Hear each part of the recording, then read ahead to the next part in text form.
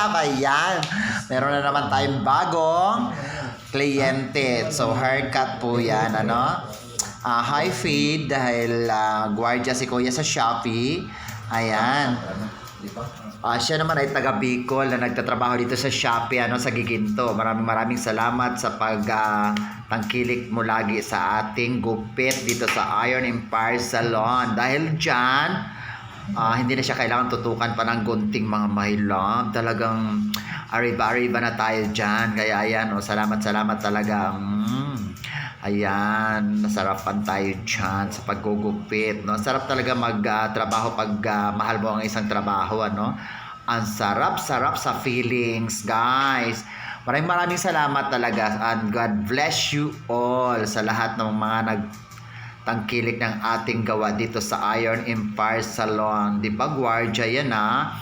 Pero dito pa rin sa atin nagpapagupit. Marami tayong hawak na gwardiya. Thank you very much and God bless you all.